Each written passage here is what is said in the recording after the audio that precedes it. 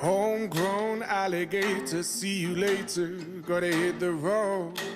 Gotta hit the road. Hey there guys, it's Paul from DroneGuide.com, and this time we're having a lot of fun with a drone that's been around for quite some time, yet it's so popular that I had to do a review on it. It's called Eachine Windmill and it comes in this box.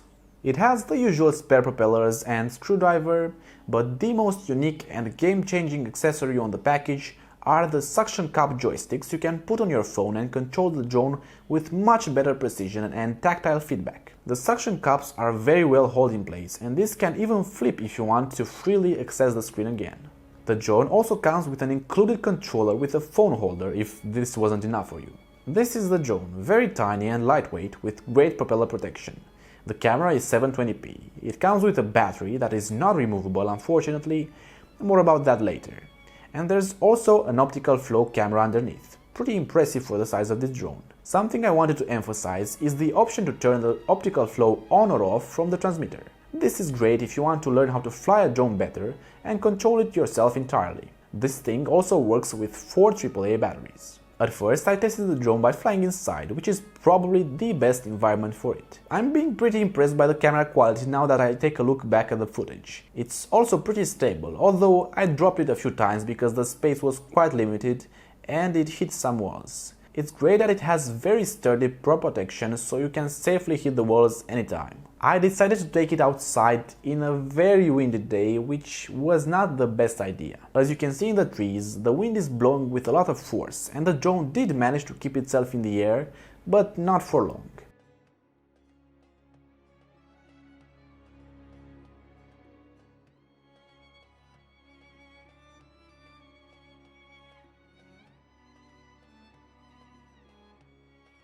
Same day, another place, the same powerful wind, and the drone can barely stay in the air. This quadcopter is definitely too small for powerful wind. I only recommend flying it outside in days where there's only a slight breeze or no wind at all. This is the image from my window. The frame rate is pretty stable and the quality, well, you judge it. But don't forget to check the price in the description, because considering how cheap this drone is, we shouldn't critique it that hard. Now let's compare the image quality on my benchmark test. This is the video from the Eachine Windmill. I know it's a bit tilted, but bear with me.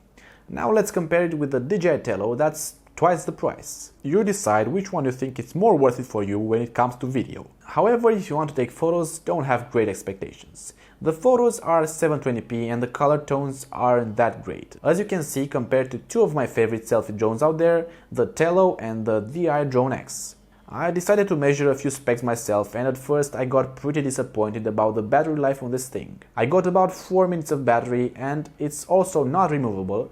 I think you can get about 5 minutes if you fly inside. The stability when measured was quite impressive.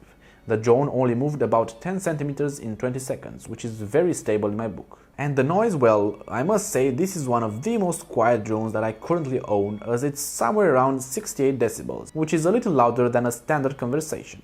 Now let's recap on what we've learned so far and see if this is a drone for you or not. It's very portable. I don't think I need to tell you why. The app is pretty well made. You can change between flying it in selfie mode or normal mode, and there's also the ability to choose between flying in mode 1 or 2, which they call American hand and Japanese hand for some reason, and there's even some camera settings for brightness and contrast.